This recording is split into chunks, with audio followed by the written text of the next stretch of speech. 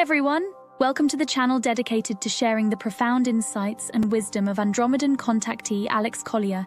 If you're new here, you're in for a journey that expands your mind and consciousness, bringing you closer to understanding the messages from the fifth density Andromedan extraterrestrials. For those returning, we're grateful for your continued support. Before we dive into today's enlightening content, we have a small favor to ask. If you find value in the knowledge shared in this video, please consider hitting that like button, subscribing to our channel, and clicking the bell icon so you never miss an update. Your engagement helps us amplify Alex Collier's message, allowing us to reach a larger audience with these vital messages.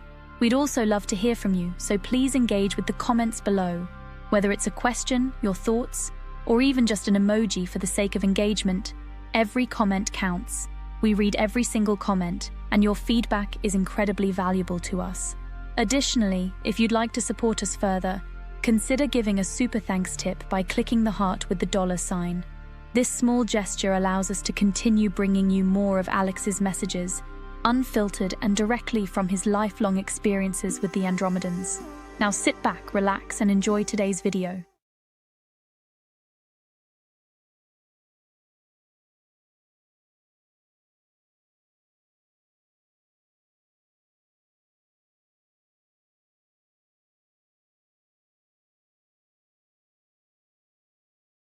Welcome to webinar 89. Lovely day outside today. Blue skies, few chemtrails, yeah, just a little bit. And I thought they were going to finish. Anyway, how are you doing, Alex? What's the news over there? Transhumanism Part 2. Hi, everybody. Thanks for being here. Thank you for participating in 89, webinar 89. There was some feedback in the last webinar that the information was disconcerting, kind of dark, and the intention was not to deliver it in a dark way, but when you get to transhumanism and the intentional altering and modification of living species from that which nature intended, it often can be very dark because it's primarily been done for either what we would always term military purposes or for aggression or to enslave. Because, nature by its very existence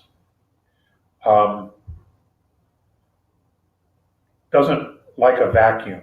It likes stability. And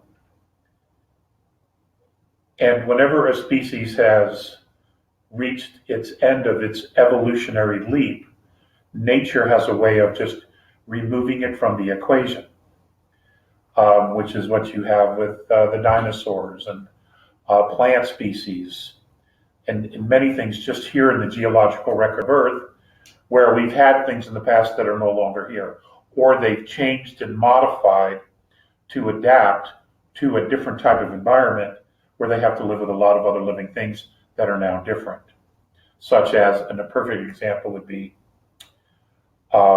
T-Rex, velociraptors. The only genetic ancestor to those things today is the chicken, okay? And thank God for us. So, that's what happens. Now, this isn't going to be anything like the first one. Eugenics have been around forever.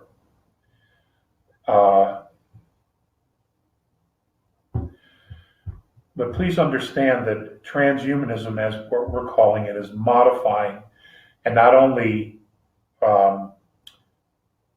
adding machinery or making the body physical as well as mechanical. It also involves altering DNA and consciousness.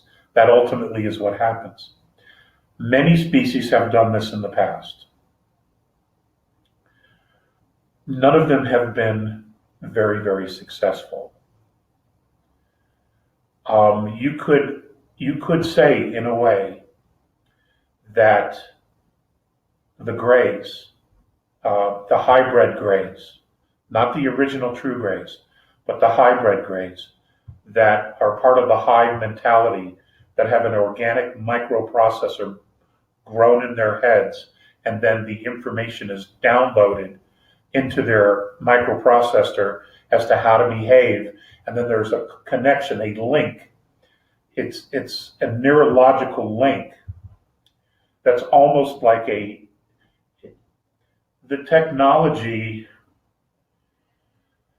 It's very, very similar to what we would use here on Earth as a spectrum wave. It's very similar to that. That's how the motherships or the parent ship has been able to control and manipulate those beings on the ground to do what they have to do. That's how it's done. But they're not free thinking. They're not autonomous. That they can do what they want. They can say no. There's nothing like that in that particular example.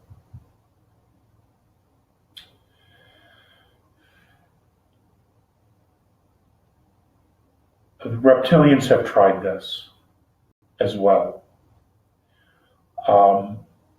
My understanding is that at some point they discarded that, and what they did was they went back to a eugenics type of forum, where they took an additional amount of time and or sought help, expertise in changing their own DNA to extend life. Okay? For example, soldiers who lose legs. Being able to give them another pair of legs along these lines would be something that I think would be beneficial. Maybe they've lost both arms. That would be okay. It's where they want to take this. That's the real scary part. Because essentially what they want to do is they want to replace humans with these machines. And what they want to do is they want to download, digitally create you on a disk, on a hard drive, and they want to take all of that's you and put it in this microprocessor of this robot. And it is through this process that they're going to tell you that you will have everlasting life. This is where the technology is today. Okay? This is where they want it to go. But the things that they're playing with are a little bit worse than that. For example, DARPA, the military-industrial complex, and of course the pharmaceutical companies are all involved in this. And what they've been doing for years, they've done all in the dark. It's all black programs. The only things that they're now coming out with is because they want to begin to actually experiment on the populace to see how this will work. They've done this in labs. They've done this in separate places in the world, in the wilds. All right? Now what they want to do is they want to have real life field tests in the population. And they have to sell it to you. They have to create this narrative that this is going to be a really good thing for everybody. We can extend your life 100 years, 130 years by, taking who you are and putting it inside this clone. There was a movie with Bruce Willis.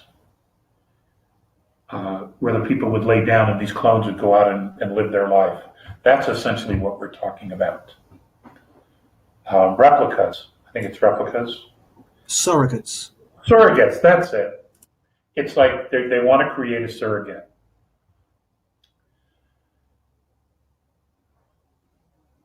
Now you have to ask yourself, okay, they want to do this, they want to give us all extended life.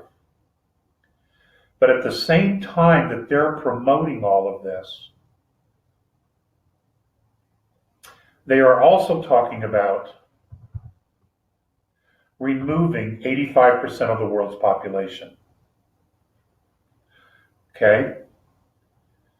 So, how do those two things mesh? Well, the reality is they really don't. What they want to do is they're going to choose who they want to be here, and the rest can go to hell. That's essentially what they're telling everybody. Because both agendas are working together. Those that are here will not necessarily be human beings. They're saying they are because they want you to participate and they want you to surrender your DNA so that they can patent it and do other things with it. Let me give you some examples of what I'm talking about. There's a young man, I think his name is Andy Camp, who was born with 3 strands of DNA. And the pharmaceutical companies want his DNA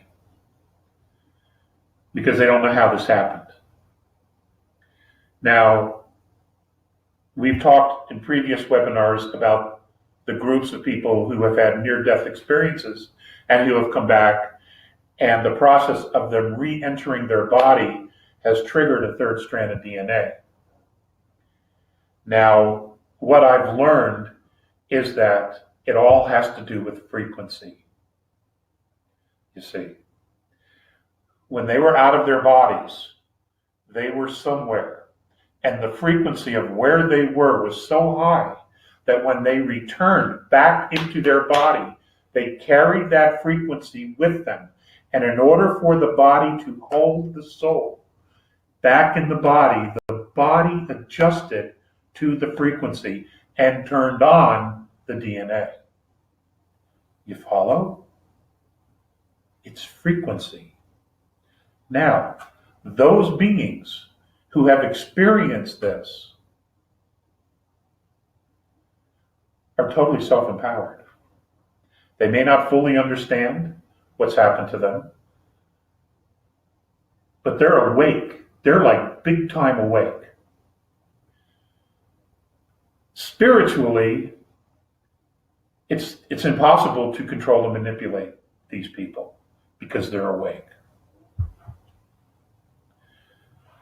Many of them may have a lot of past life memories, which may be one of the reasons why they've sequestered themselves, so that they can process through all of that because their memory is awake. They now realize, who they've been. Could be that part of that journey is to research who they are.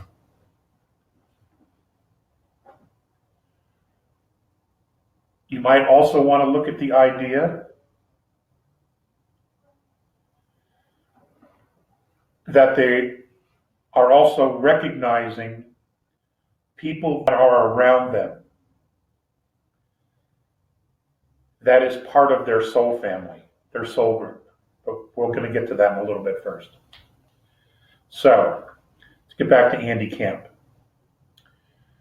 So this young man has this miraculous thing happen to him.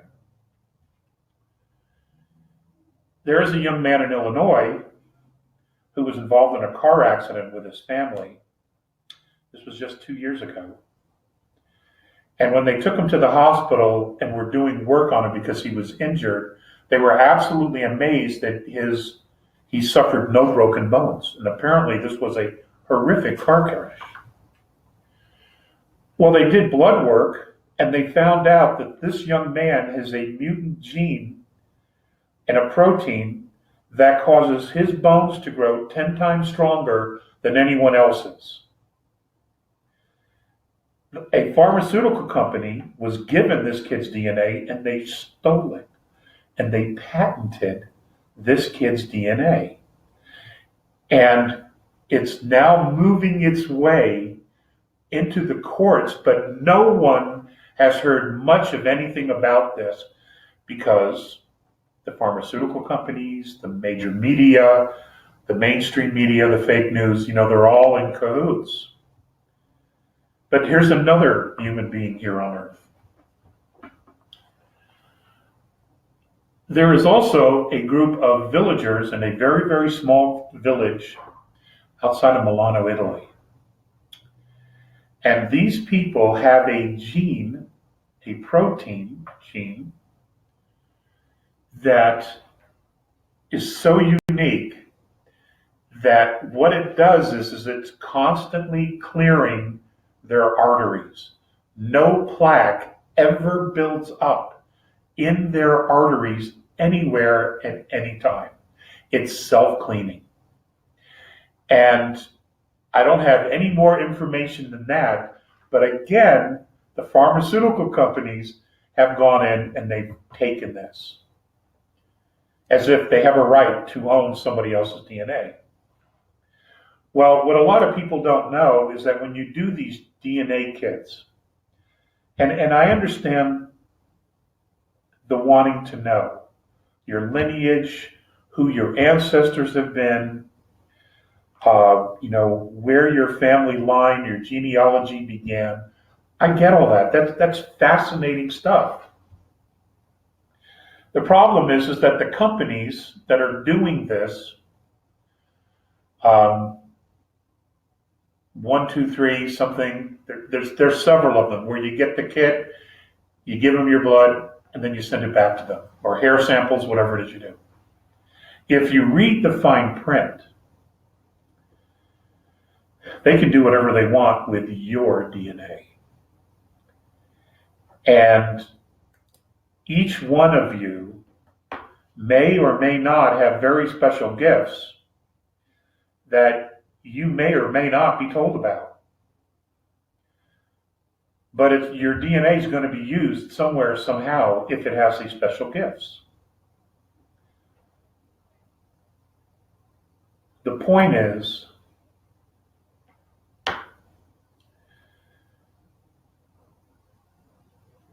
the control structure that has been controlling this planet for a very, very long time simply isn't going to settle for defeat. And as I have said 2 years ago, when they realized they were in trouble, they just threw everything up against the wall. Well, the transhumanism piece is really like this last-ditch effort to save themselves by creating a new humanity that is one that is totally subservient to them. You see, it's like this.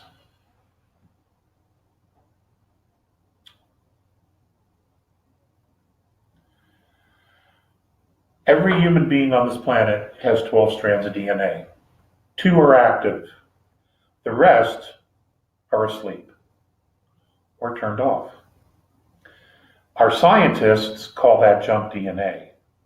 Even though there's now scientific work and research that shows that the other 10 strands are not actually asleep or turned off. They're doing something. And they're having a difficult time understanding it because every time they go to look at it and get really close to finding out what it's doing, it disappears. The process disappears. It moves away into another realm, another dimension, you see.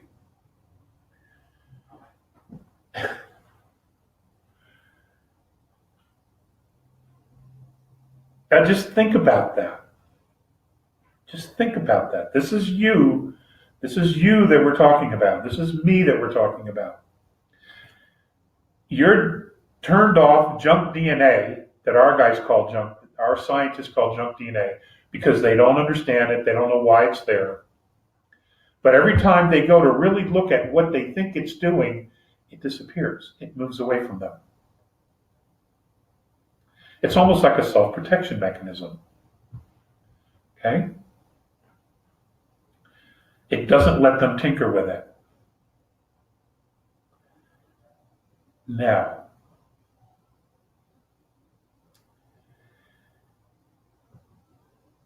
understand that when you start looking at things that are multidimensional, when you are confronted with something that's multidimensional, you have to not only have a bit of a scientific mind, but you have to have a spiritual presence within you to recognize that that is a spiritual principle, a spiritual quantum mechanical thing that you're looking at, that you are in fact experiencing it. Okay? It's spirit. Most of these doctors who are involved in this stuff, in transhumanism, that are involved in these dark programs, they're not spiritual people. Because spiritual people don't create this shit. Okay? They just don't take crocodile DNA and insert it into a fetus to see what it's going to do. They don't do stuff like this. Spiritual people. People who are grounded in a knowledge, in a fact, in a faith, in a hope of knowing what is right and what is wrong. The only people that do this kind of stuff are people who don't respect nature at all. They believe that they can alter nature and get nature to act the way they want it to be. They want to control everything. They don't accept anything as it is.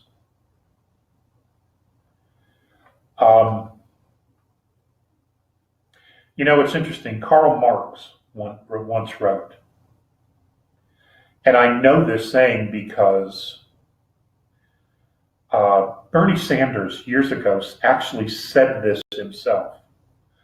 But when you realize that his political platform is the same as Lenin's, well, then it all makes sense. But Karl Marx once said about socialism is that we would control every single aspect of a human being's life. Every single aspect. The only thing we could not control would be the weather. Because at that time, that seemed like an absolutely impossible task.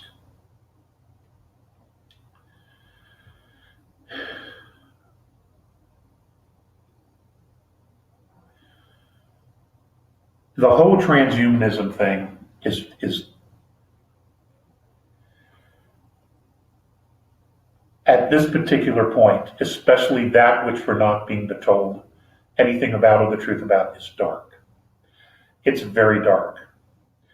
And, as the more I look at this, there's just a part of me that knows that there's no way this shit's going to be allowed to happen here. Not with everything that's going on, not with the spiritual evolvement of humanity, not with the assistance that we're getting, not with the corralling of this dark cabal, both human and extraterrestrial. No way are they going to allow this to be implemented. Now, at which point they shut this down, I don't know. I am not privy to that. But the fact that it's coming out, or some of the information is being allowed to come out, and we're being allowed to see what's going on, is for the purposes, I believe, of raising humanity's consciousness. And what I mean by that is we have seen a lot of corruption in government worldwide. And even though there are a lot of people in some nations, primarily third world nations, who say this is the way it's always been, they don't like it and they really don't want it. And that also goes for here in the West. We no longer want this. Okay? It's no longer acceptable, which is why we're beginning to see more and more of it. It's beginning to show itself. It's because our vision, our peripheral vision, is opening up now, and we're beginning to see more and more of the world as it was and is. Things we never would have thought before, we now realize, oh my God, we're all getting a daily dose of that. And no matter where you are in the world, you're hearing about it. So our peripheral is being widened more and more so that we are really crystal clear about what it is that we don't want. But first you have to know it's there. Okay, all things have to be made manifest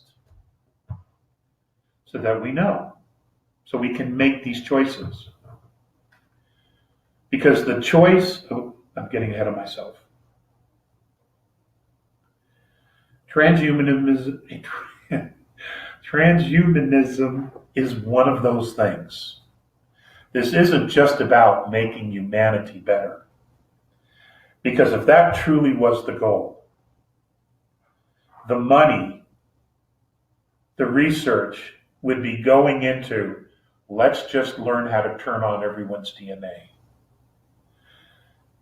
If that were truly their altruistic purpose of making everyone better, they would just figure out how to turn on our DNA. Now, would that make everybody better? Yes, we would have longer lives, we would have stronger immune systems, we would be more intelligent, we'd be more impervious to disease, we would have all of these things. The biggest change would be we would all be spiritually awake. We'd be awake. You can't control an awake population. No how, no way. Can't be done. And they know this. And they know this. So, they're trying to get ahead of the fact that our DNA is going through changes and it could be turning itself on. Because nature has its way all the time. Now, inside our cells, they have already discovered 4 strands of DNA. Inside our cells. Now, it's there for a reason, and it's doing something. So our DNA is already beginning to change. The frequency of the planet, the Schumann resonance, the dense plasmic particles that are hitting the planet, and then the positive, the high density plasma particles that are hitting the planet and moving entirely through our solar system, and they're not coming from our sun. They're coming from the outside of our solar system. They are permeating everything. And they go through everything. Okay? Because it's light. It is moving through everything. So in order to maintain control, which is useless for them at this point, they're trying to get ahead and saying, okay, look, we can give you this. And basically what they're trying to do is just transform some of humanity into human 2.0, which is human robot and other DNA that has no business being inside of us. It is the altering of DNA using CRISPR, and they don't know what they're doing. And I know this for a fact because the whole transhumanism train of thought is this. It could be we could be outside right now and it could be raining acid rain on all of us. It could just be coming down. And we'd be like, oh my God, this is terrible. This is terrible. We have got to clean up the environment. The transhumanist, though, he would look at this and say, you know what? It's not the environment, it's the body. We have to change the body so it can adapt to the acid rain. Okay? We have to change the body so we can live with acid rain. That's their train of thought. That's where they go with this shit. Okay?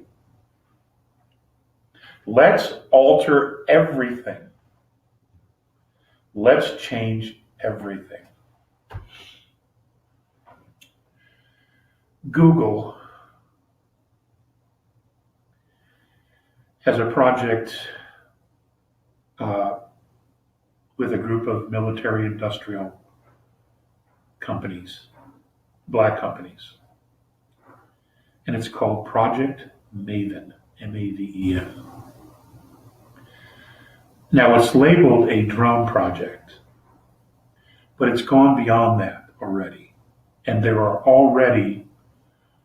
is already field testing going on with this program. And what it is, it's a weaponized AI technology. They've created a robot that has been built to live in the field. And it powers itself by eating dead things, dead rodents, dead deer, dead bears, dead humans. It eats dead bodies. And that is how it powers itself. Now, it's not autonomous. It's not autonomous. It can't do whatever it wants. It's being controlled. But that's where they went with this type of technology. They're already doing stuff like this. Project Maven, M-A-V-E-N.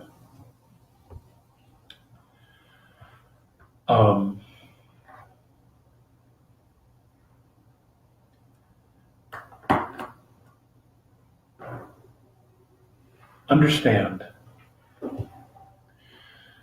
that the people creating this technology are like sequestered in their own, they're in their own world. Literally. You have to wonder what their family lives are like. Where they go home and they love their children and they love their partners and they do all the family things, and then Monday through Friday they're in a lab creating this kind of shit. You have to wonder about that. Or maybe they don't. Maybe they don't have families.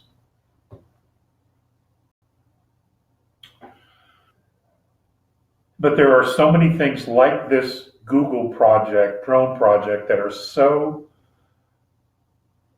like horrendous that you have to wonder. You really have to wonder. Now, I'm going to be spending some time talking to a super soldier who I met in Young. And I want to know some things. It would be easier to talk to M, but I haven't heard from M, and we're in 8 months now. So until that happens, this is an avenue I have. But I want you to understand, all of us need to understand,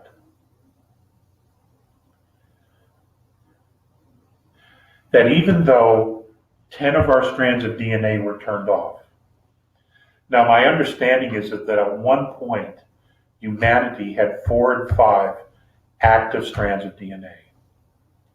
The problem is, the issue was that we were beginning to act and demand the same treatment that the extraterrestrials that were here were accorded. we wanted exactly the same. And that was unacceptable to them. So what they did was they altered the DNA in women, and after a period of 4 to 5 generations, the children were all born without the 4 and 5 active strands, just the 2. Now, some of those beings survived to live long lives. Noah, I believe, was over 900 years old. Enoch was said to be about the same. And there's stories of others as well. Many of the Nephilim, the hybrids, the giants of old that went underground into the inner earth, they lived to be a very, very old, ripe age.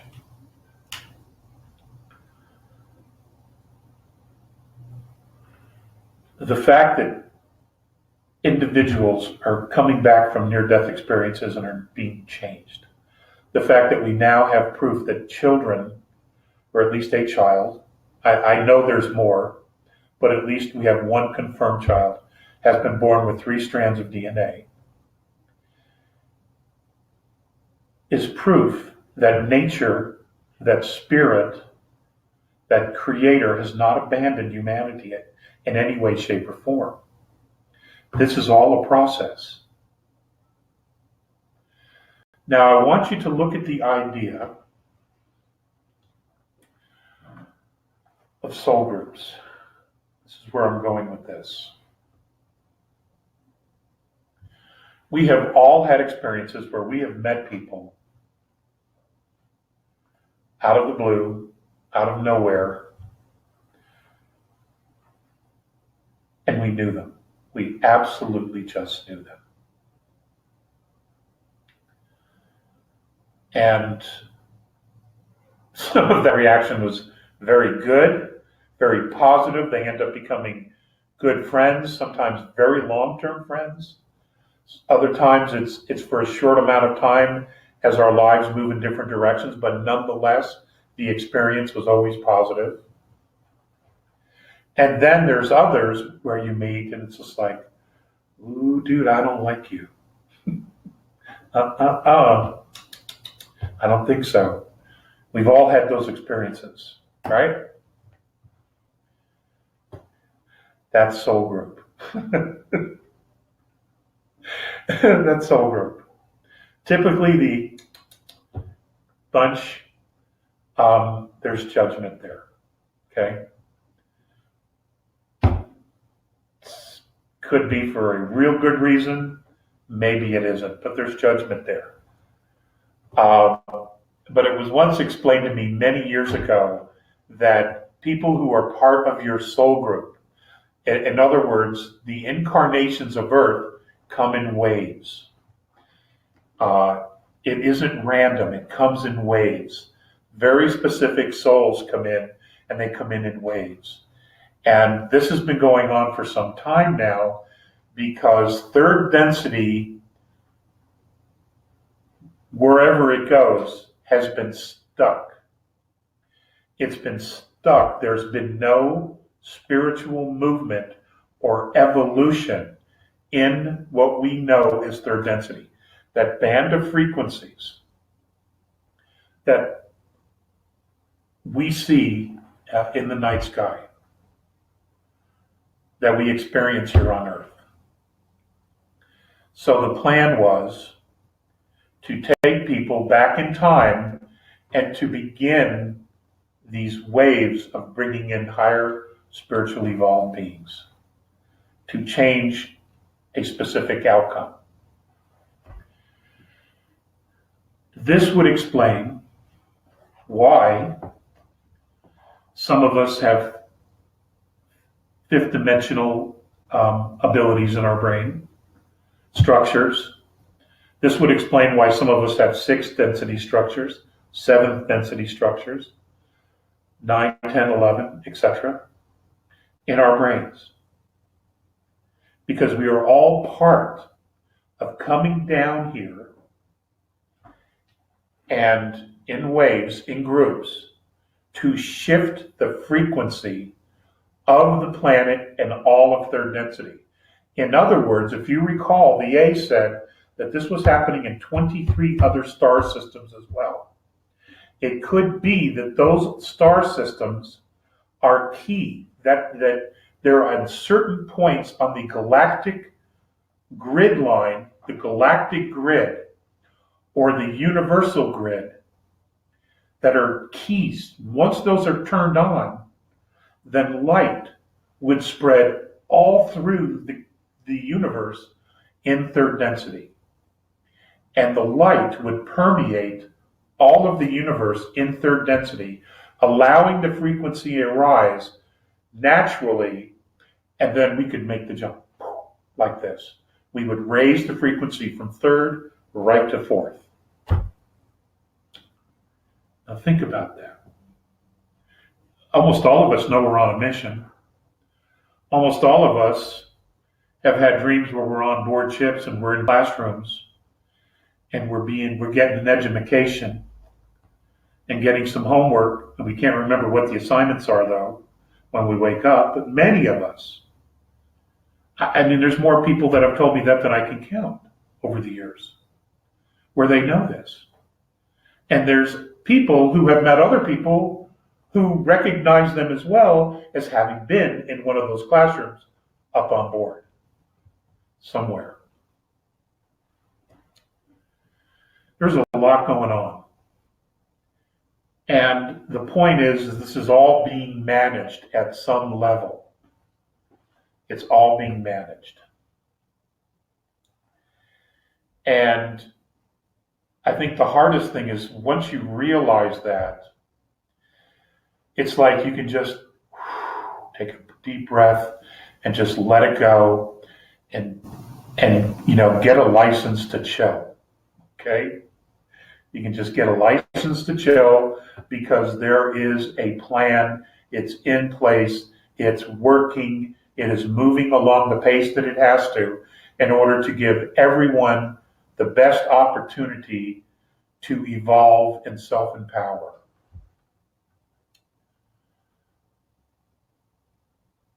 We just have, on our planet, in our solar system, we have this bunch.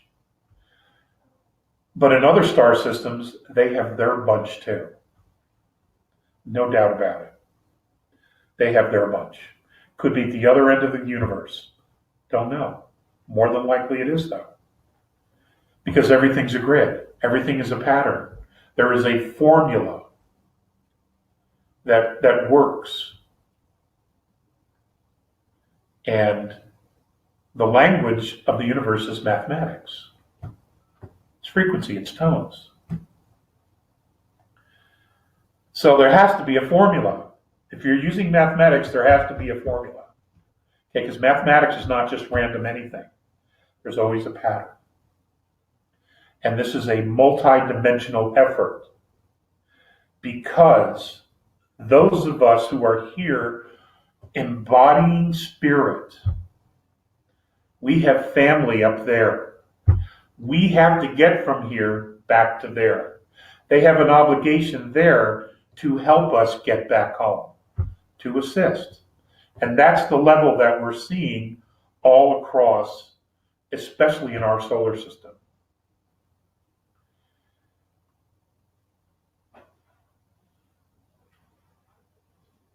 The plan is working.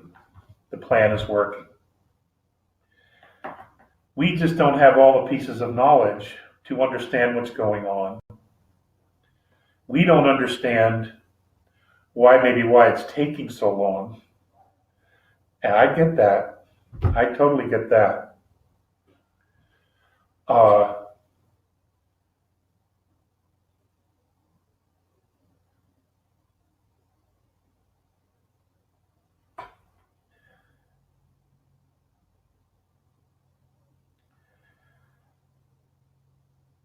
What's ultimately going to happen here is that our consciousness is going to change our physical bodies from carbon to something more of light, maybe more something of silicon or crystal. Because physicality is different in fourth density and in fifth. It's a little different. Well, the higher you get, the more dramatic the change is, even though you still maintain a physicality or have a physicality in order to participate in the physical worlds that you'll be attending to in fourth and fifth density.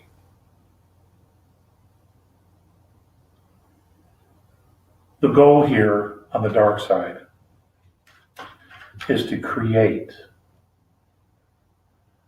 a copy of humanity that isn't real, that is soulless. Because based on where their consciousness is, a lack of true spirituality, that's all they know to do. That's all they know to do is to make a copy, to make a physical copy. Because they can't control spirit. They can't do it. And our DNA is obviously multidimensional, which is why the Greys couldn't copy it and were having trouble with their clones. Because they're not. They're not. We come from completely different frequencies.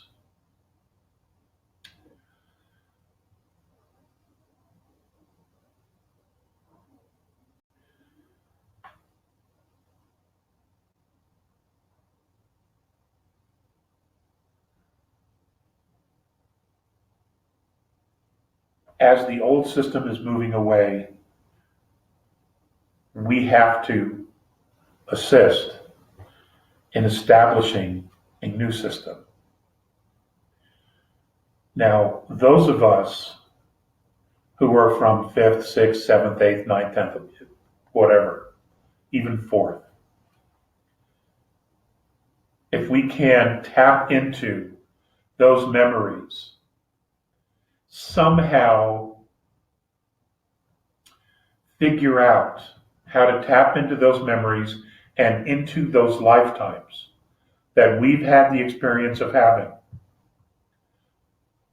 When we know about that, we will have insight into what that is and where we're going, what it looks like, how to recognize it. And we can share that knowledge with the young people here today. And what we can do is we can devote our time to building systems of government, of education, of health care that incorporate those quantum shifts that humanity's going to be having to adjust to the more people awake. Okay?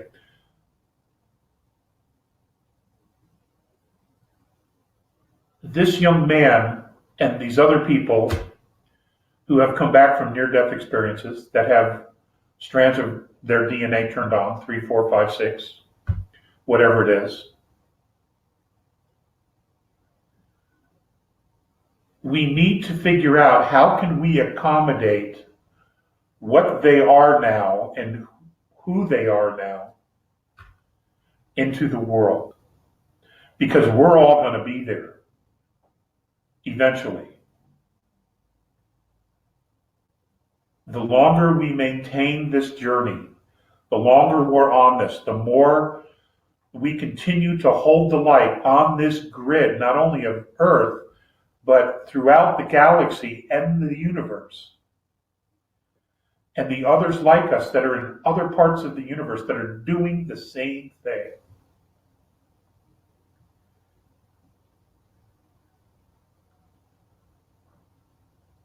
We have to understand that we're all family. We're all working towards the same thing. And that's the end of slavery.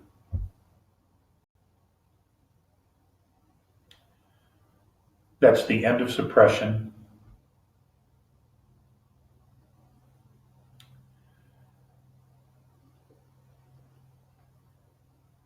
It doesn't necessarily end the duality, because there's some duality on fourth.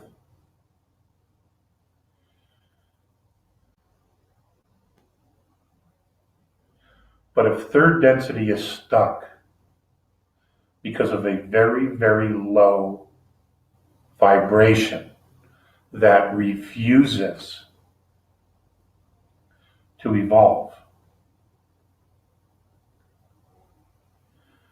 then that's what I believe we're all here to do, is to just change the frequency ourselves, to come down and hold the light on our grid points, where we are on our planets, in our galaxies, our solar systems rather, in our galaxies,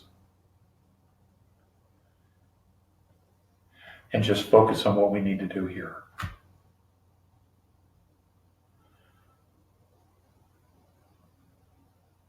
Because if you're looking at politics, if you're looking at the fake news,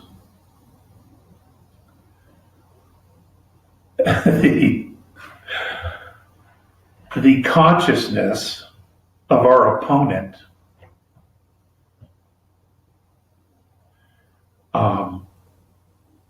strange doesn't begin to do it justice. But it's bizarre. It's absolutely bizarre. And the frantic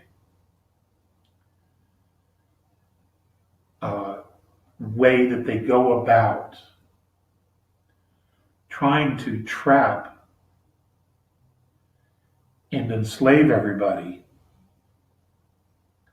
and it's a frantic energy. It's nonsensical. There's no common sense to it whatsoever.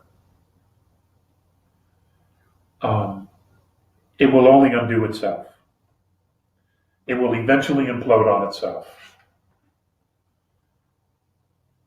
But what we have to do, what we need to do as a group, is hold our space. We know spirit. We know there's a creator.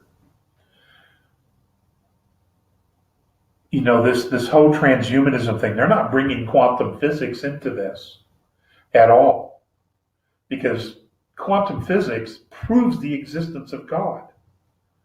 It flat out does.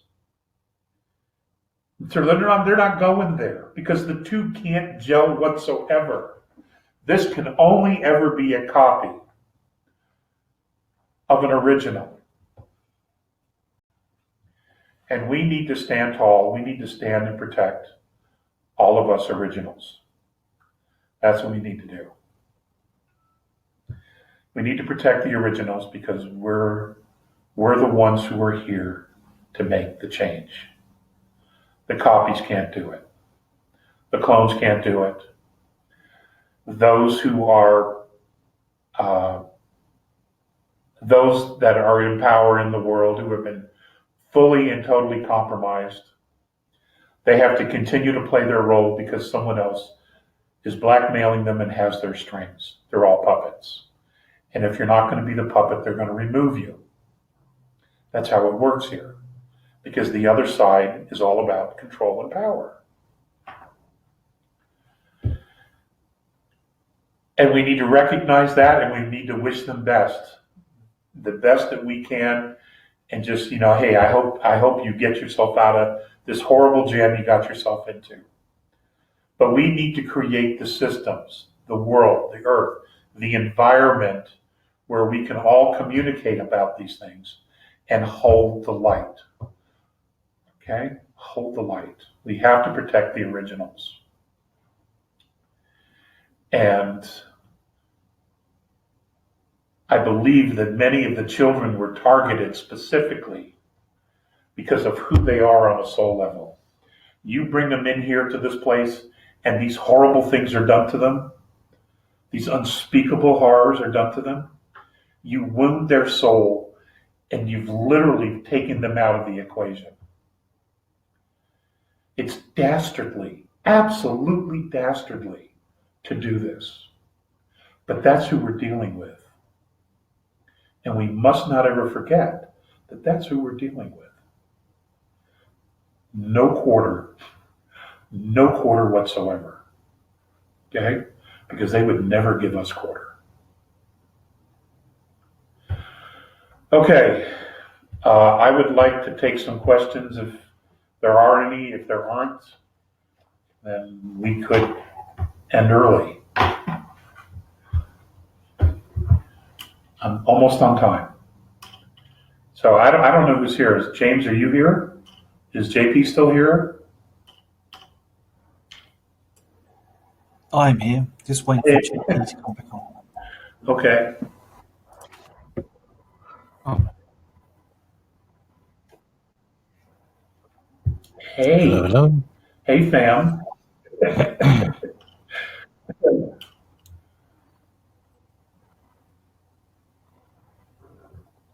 Okay. All right. If I haven't screwed Is this this up, on? anybody have any?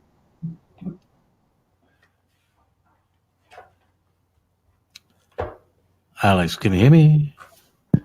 Yes, I hear you quite Hello, well. hello. Hello. Oh, fab. All right. So, starting off with Lauren's question, are we going to get protection from the demonic entities from the lower fourth dimension? Are these guys a bigger threat than the Orions and other regressives? Is there any sort of technology that could help heal their souls and get them to incarnate into human form again? I don't know. You're assuming that some of them have been human before. I don't know that that's true. Excuse me, I don't know that that's true. As far as protection, I think we've been given a lot of protection. I think we have more than we realize. And I don't know that they're going to let us know exactly how much we have, because human beings on this planet have had a tendency to not work as hard when they know that they're covered, when their back is covered. So, in my personal opinion, and that's all it is, I think yes. I think our biggest protection from these satanic forces, I think you called it, or demon forces, is awareness, is to know who we're dealing with and to avoid them and not allow them to bully us with any kind of fear or anything else.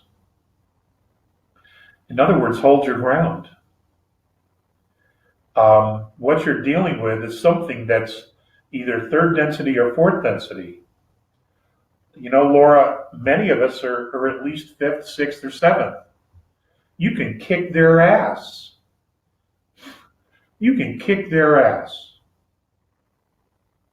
You just have to know it. You have to own it. You know? You got to own it. Don't you be running that bullshit up on me. You need to move on down the road. You know?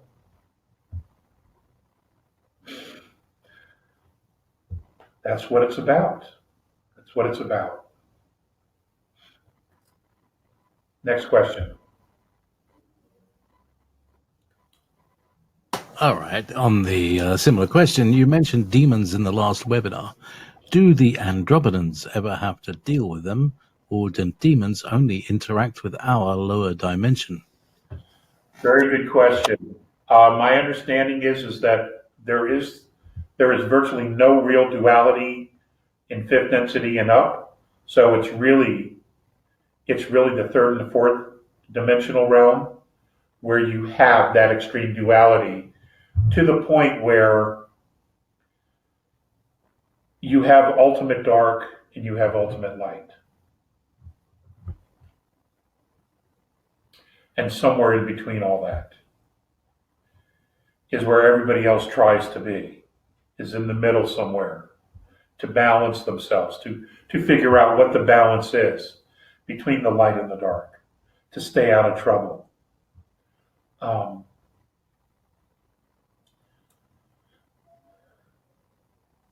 If they have religions on and fourth density, then I could understand where there'd be some confusion, where you wouldn't know the difference fully, where you would move back and forth, looking for what works and what's right and how you feel, etc. Here in third density, though, we definitely have a strong presence of a dark force. But we also have incredible light, enormous light. But by keeping us dumbed down, we don't know how to defend ourselves. You see? And that's been a real injustice to humanity. Because we haven't been given the tools to not only recognize, but also to defend ourselves. And that sucks, frankly. I think that's why there has to be so much intervention. It's for that very, very reason. I mean, look at how much of our history regarding extraterrestrials is missing, or ancient civilizations is missing that we're not taught. One civilization that no one talks about is what was in the Mississippi Valley from here in Missouri all the way to down into South America, the Native American civilizations that no one talks about, the pyramids, everything. And that's just one. I mean, now they're uncovering ancient civilizations they had no idea existed in the Gobi Desert. So there's a lot going on. It's just, the media isn't talking about any of it. It's fear, fear, fear. It's hate, hate, hate. It's blame, blame, blame. That's it. That's the frequency they want. That's where they want our focus, is in that realm. And they're doing it on purpose. They're doing it on purpose. Because where focus goes, energy flows. So they know what they're doing.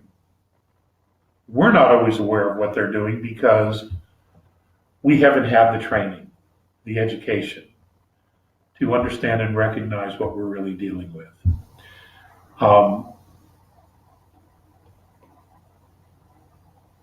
And that's why we're here. That's why a bunch of us are here. Okay. I'm ready for the next one. All right. Now, Margaret Moreno is saying, are we winning? Will we be okay? Yeah. Yes, we are winning. Yes, we'll be okay. There are going to be bumps in the road. There are going to be very ugly moments coming as the one side lashes out as it's dying off. Because in order to project so much fear, they actually have to have that much fear. And that's what we're seeing, is the projection of their fear on everybody else. So, yeah, we're winning. We're definitely winning. We're not going to have to do this again.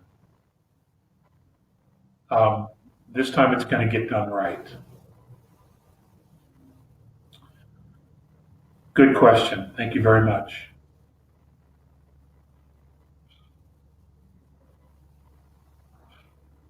All right. From Presley Moon. Good. Did you discover anything regarding the Pleiadians and fairies since your last webinar?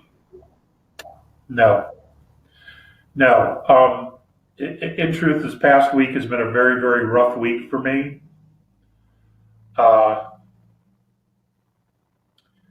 It's been an emotionally very difficult week for me. I I could hardly get over myself. God, I hate to admit that.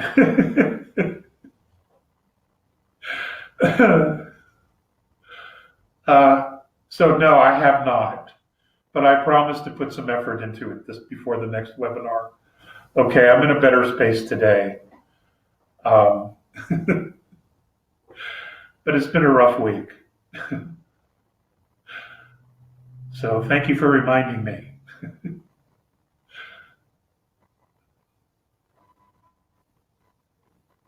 Well, at this point, we seem to be out of questions, so I'd like to put it out there. There are plenty of, quite a few minutes left to talk, to ask Alex some questions. So hammer away.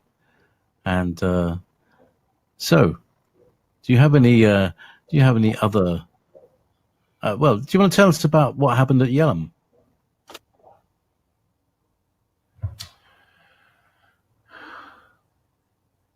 Yelm was awesome. I've always, back in the 90s, I think 96 and 97, I did 2 talks there at the Ramther Ranch for Miss Jay-Z Knight, and they were wonderful experiences for me.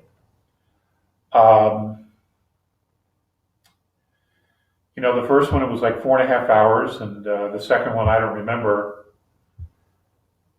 I think that was in 98, maybe. I'm not sure. But they were both really, really well, and it's a very enlightened community. The people there are very much awake, and the frequency there is just wonderful, and the scenery is gorgeous. The mountains, the trees, the horse ranches. It's beautiful. And it's not that far, maybe an hour from the ocean, which is spectacular. And it was so nice to smell the ocean again.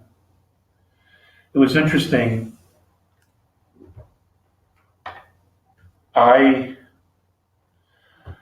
have been wanting to quit talking for some time now, and I wrestle with it a lot. This past week was no exception. I had already written out a speech here saying goodbye, simply because this is just really hard to do.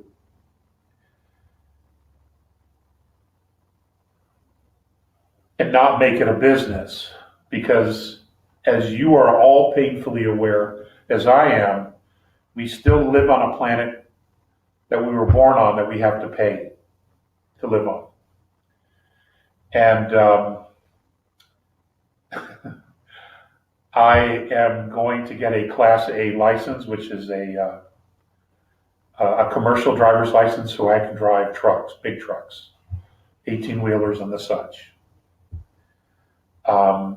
So that I can support myself. This doesn't do it. And the other things doesn't do it.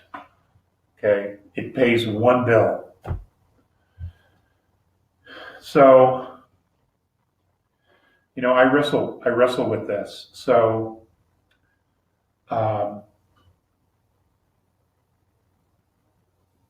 Yelm was a really, really good remembering. I felt the love there, and I was incredibly appreciative of it. And it was a nice reminder after all these years to just know that the information is still making a difference, and that it has made a difference. That's something that I go back and forth with all the time. That's why I don't go online at all and look at myself. because I just don't want to deal with all the horrible negative things that, I've had to deal with over the years. And, and I know it's all projection. It's all projection. But, our children read this shit. And enough said about that. Okay?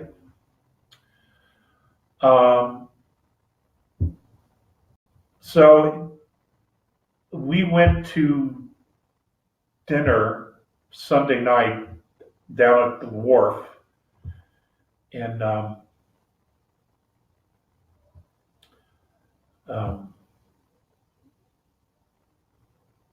there. And as we're leaving the restaurant, this man and two women walked by us, and he just went to his car with them. They got in. He turned around and he walked back, and he walked up the steps to the front of the restaurant. The restaurant's name was Anthony's, by the way. And he just looked at me and he goes, "Are you Mr. Collier?" And I was like, "What?" He goes, "Are you Mr. Collier? Alex Collier?" And at this point, I'm like, "Yeah, how do you know that?" And there were two people standing right here next to me. And he goes, "Well, I've seen your videos, and I just want to thank you." And I was absolutely, totally, unequivocally blown away by that. Absolutely blown away by that experience. And then the people in the group said, "Well, that was a runner." That sometimes the universe sends you a runner to remind you that you're about what you're doing and that it's a good thing, that it's a proper thing, and it's just the universe's way of sending you a message. And I never heard that expression before either. So, sometimes, a lot of times,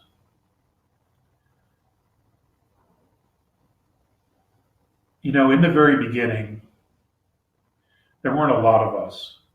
There were some folks in the 50s and 60s, George Adamski, George Green, and others who tried to come out in the 50s, 60s, and 70s. And they literally got their heads stoved in. Just pounded into the dirt, shut up. Pounded into the dirt, shut up. Don't you ever say anything again. And in the 90s, it was bad. What made the 90s so difficult is that was the dawning of the internet. And you could post something somewhere and it would be there forever. Whether it was right or wrong, it would be there forever. So for those of us who were blazing trails, it was very difficult. Some of us had thicker skins than others. I know David Icke, he's got elephant hide after all the shit he's been through by now. Not that he's an elephant, but he's tough. David's very, very tough. And there have been others who were very tough, but unfortunately some of them have passed and crossed over and are now helping from the other side, I assume. So I know that we've all done the very best we can. And I know that each one of us really has done everything possible to remain in integrity, to not sell out at all to the establishment. And that's come with a price. That has definitely come with a price. And on top of that is the idea that we really, really want to get this right. We have to get this right. Because those of us who are out there, and those of you who are beginning to come out there, you have a responsibility. People are listening. People are taking the information you have and they're trying to apply it. It may not always apply to every single circumstance, but somewhere down the road, your little piece of information, your thoughts, whatever it is that you share from wherever you get it, that is positive, that is genuine wisdom, it will change somebody's life. And that's what this is all about. It's about changing lives. It's about changing consciousness. It's about getting it right and making sure that everyone has the same opportunity, whether they choose to take it or not, to spiritually evolve and free themselves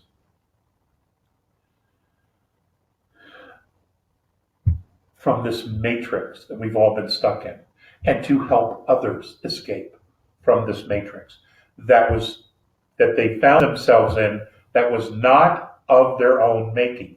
Now, I know that there are people say, oh, there are no accidents and you chose to be here, you chose to come into the ship. I'm just going to tell you straight away, I never bought into that, and neither have other star nations. They don't buy into that shit either. Okay?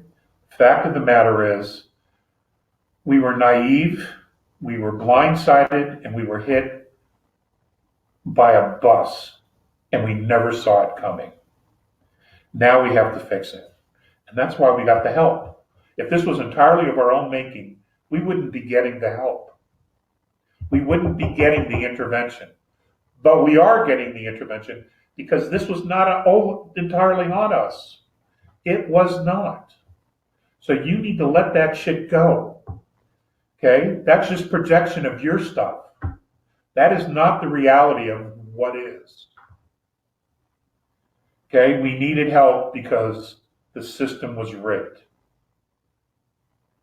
And if you were to say to me, hey, we're going to send you into a system that's completely rigged with satanic demon pedophiles, you would go? I don't care how much Romulan ale I would have had. I'd have said, kiss my ass. No way. No way would I have gone in. And I like a fight just like most guys, especially when it's the right thing to do. You don't back down. No way would I have walked into this. So no, that is just not the scenario. An outside influence, an outside force came in and changed the rules of the game completely, which is why intervention's being allowed. So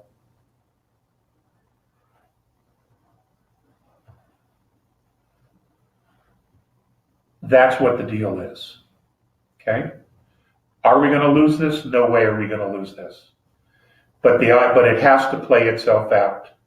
And it's going to play itself out. This is not really, there's no timeline to this. Okay, these are more a sequence of events that are being prepared and staged in order to raise the consciousness of humanity. By being clear, by showing humanity, exposing to humanity what's here that's been screwing with them. Okay? And once you see it, once you know it, once you acknowledge it's real, your perspective changes for the once and for all. Your perspective changes. You won't go back. And that's the idea. Okay, is to prepare you to go into fourth, where you got even smarter devils than this. Okay? So we have to be educated as to what's going on so we can raise the frequency of third so we can get to fourth. That's the reality of the situation. Okay? And the isness, the creator, Holy Spirit, Great Spirit, whatever verbiage you have for that presence, this appears to be the plan. This appears to be the plan. So, will she get tired of waiting on us and just snap her fingers and say, okay, it's over, let's go? grab us by the scruff of the neck, all of us in third density, say, okay, here you go.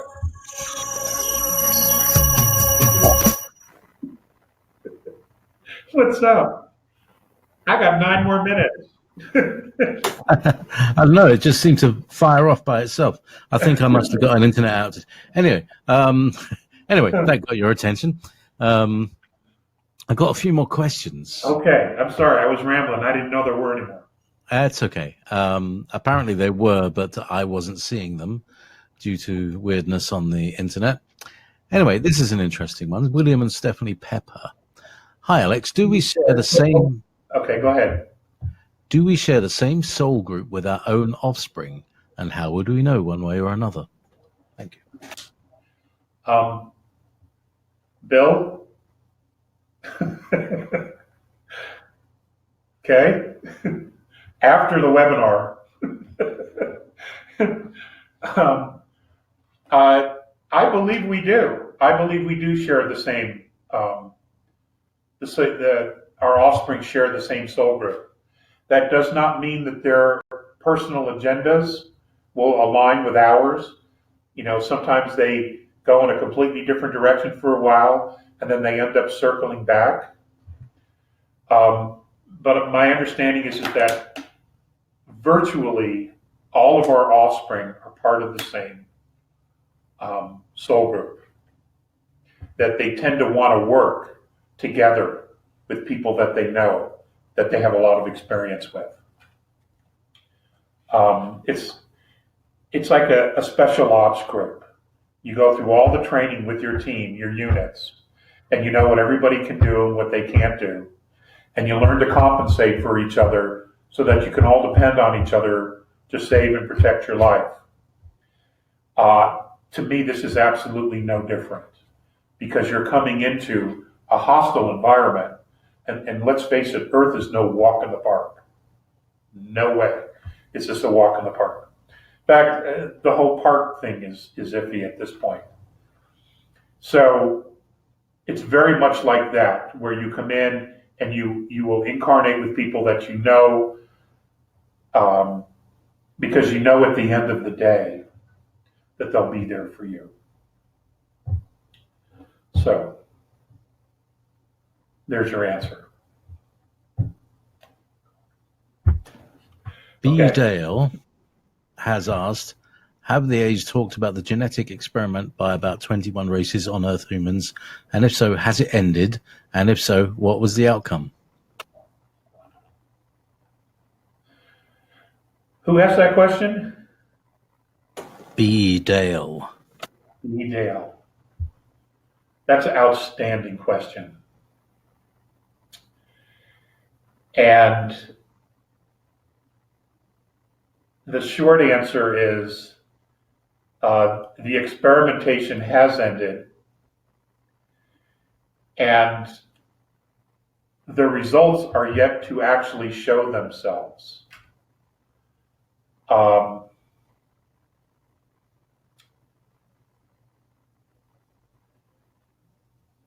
And that's what I was told, that the results have yet to show themselves.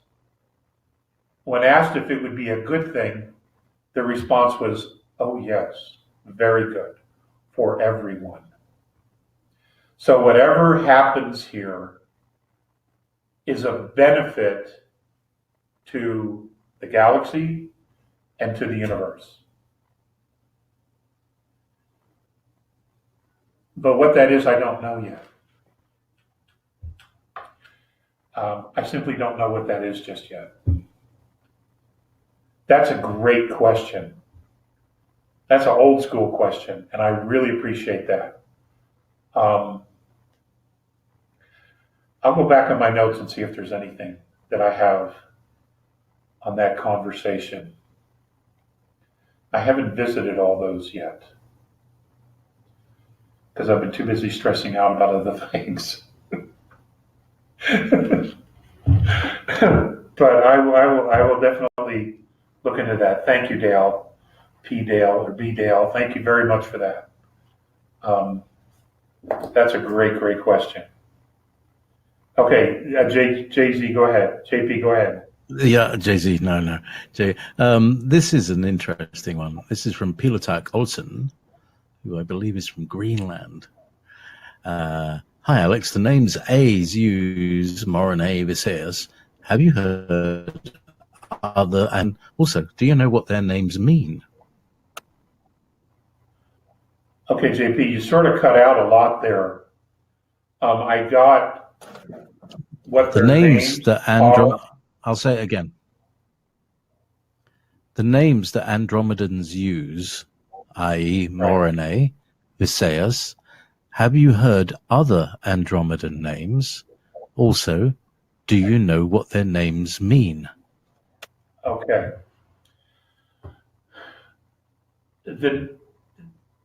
They are a holographic. Their consciousness is holographic. So when they talk to each other using telepathy, they use entire concepts and symbols. Each symbol is a mathematical equation, if you were to break it down in third density. Early on in the 90s, when I was beginning to talk about this, I showed you symbols. And those symbols represent concepts that they talk about. Morine's symbol is something that's completely indecipherable to us. So I asked him for a name. And you know, that's a great story to tell you about Viseus. So I asked him for a name. I said, I have to call you something. I have to acknowledge you some way, because that's what we do here. And it was over a period of at least 2 contacts, it may have even been 3, where Morine said, look, the resonance of my symbol would be somewhat equivalent to a word or a frequency that I will share with you. And he said, you call me Morine. Morine. That's exactly how he said it the first time. Morine.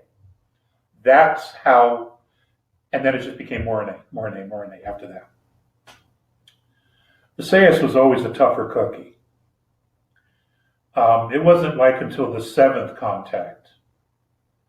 I would just acknowledge him and I would bow my head and I would speak to him, not addressing him personally in any way because I didn't know how to.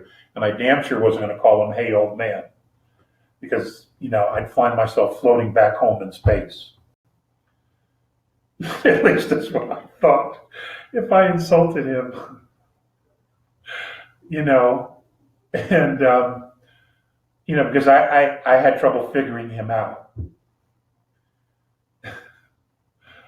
So it was actually Morine who gave me the name that they had agreed on together for me to address Viseus. And apparently Viseus had a specific lifetime. It wasn't the present lifetime, but he had a favorite lifetime where he spent a great deal of time traveling to different star systems and meeting different star nations as an ambassador of sorts. Someone who was negotiating things. And that particular lifetime he always felt was his favorite. So they agreed that I would address him by that frequency. And that frequency was Viseus. That is the frequency of his name in that particular lifetime that he really liked, that he enjoyed, and he thought was his best lifetime to date, not the present one. And that's how I addressed him, as Viseus. I was addressing him present time, but I was also addressing a past version of himself. I've never told that story before. This is the first time I've ever told that story. Wow. See, that's why I love the Q&A. That's why I love the Q&A. It brings things up that are just tucked away in corners of my mind. So thanks. That was a good question. So yeah, Visayas was something. He was a trip. Visayas was a trip.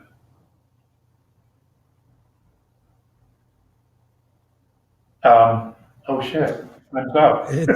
Yeah.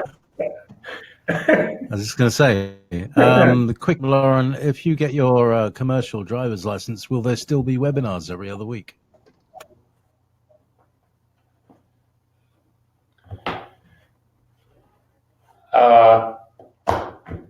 Probably not. Probably not.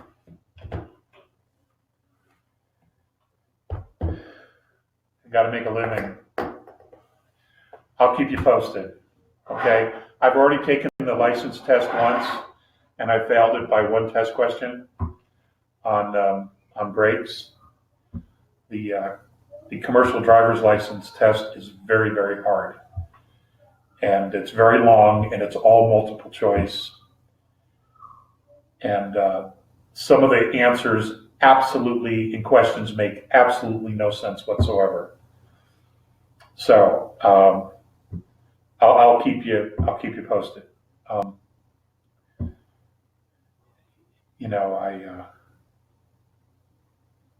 None of us can make a living with this.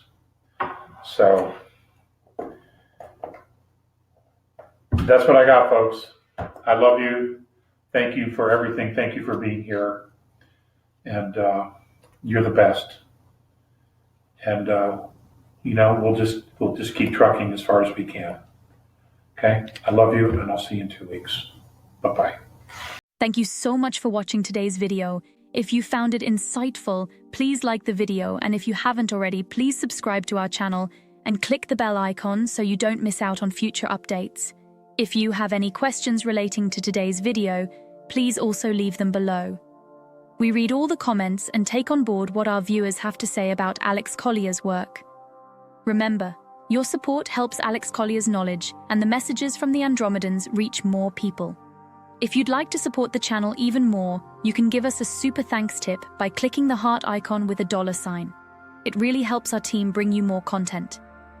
Also, be sure to visit alexcollier.org to sign up for our regular email newsletter. It's the best way to stay updated with the latest news, exclusive content, and upcoming live webinars. For the latest insights from Alex Collier, check out alexcollier.live. And if you want to explore over 250 past webinars, head over to alexcollier.tv. Thank you for being a part of this journey and supporting Alex Collier's work. We couldn't do this without you, and we're genuinely grateful for your support. Until next time, stay curious and keep exploring the vast mysteries of our universe. If you would like to see the Andromedan contactee Alex Collier live via video stream, we hold a live online seminar every Friday at 2 p.m. Eastern Time. For more information on upcoming live webinars, please visit alexcollier.org.